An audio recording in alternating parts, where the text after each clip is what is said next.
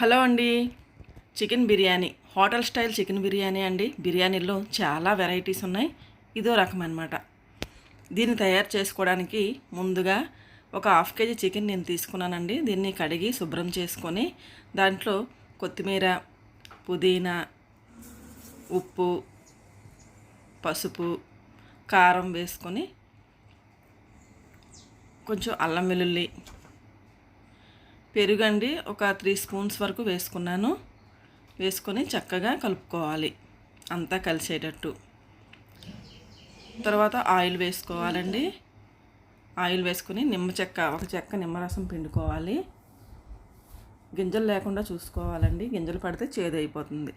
మళ్ళీ ఒకసారి అంతా కలిసేటట్టు చక్కగా కలుపుకొని దీన్ని మ్యారినేట్ చేసుకొని ఒక పక్కన పెట్టుకోవాలి. ఇప్పుడు రైస్ కోసం బాస్మతి రైసు ఇలా నానబెట్టి పక్కన పెట్టుకోవాలండి. 1 గంట ముందు నానబెట్టుకుంటే బాగుంటుంది రైసు. ఇప్పుడు స్టవ్ మీద మ్యారినేట్ చేసుకున్న చికెన్ పెట్టుకొని దానిపైన బ్రౌన్ ఆనియన్స్, ఇది హోల్ గరం మసాలా ముద్ద అండి.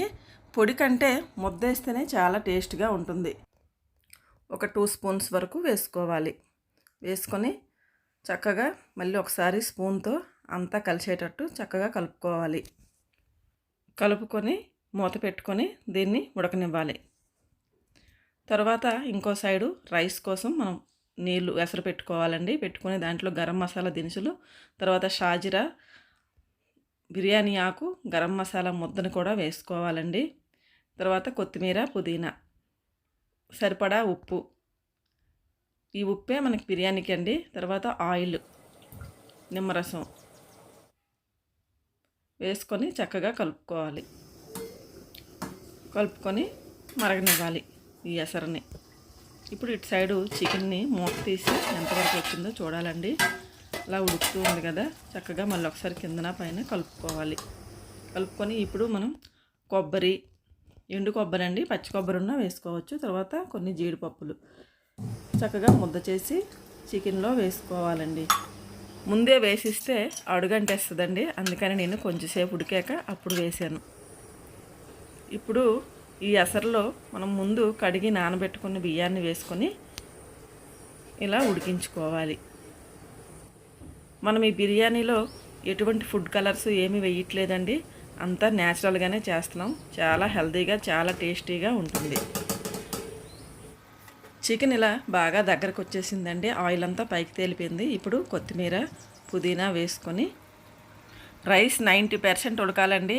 ఫుల్గా ఉడకవసరం లేదు. అలాగని మరీ గట్టిగా ఉన్నప్పుడు కూడా తీయకండి. ఒక 90% ఉడికిన ఈ అన్నాన్ని చికెన్ పై ఇలా లేయర్ లాగా వేయాలండి. వేసి ఒక లేయర్ వేసి దానిపైన కొత్తిమీర, పుదీనా, తర్వాత బ్రౌన్ ఆనియన్స్ వేసుకొని ఇంకో లేయరు అన్నాన్ని మళ్ళీ ఉన్న మిగతా అన్నాన్ని అంతా అలా పైన లేయర్ లాగా పరుచుకోవాలండి. ఈవెన్గా పరుచుకొని దానిపైన మళ్ళీ కొత్తిమీర, పుదీనా, బ్రౌన్ ఆనియన్స్ చక్కగా మొత్తం స్ప్రెడ్ చేసుకోవాలండి. మిగిలినవన్నీ పైన కొంచెం నెయ్యిని అలా స్ప్రింకిల్ చేస్తే టేస్టు ఇంకా ఎన్హాన్స్ అవుతుందండి. చాలా బాగుంటుంది.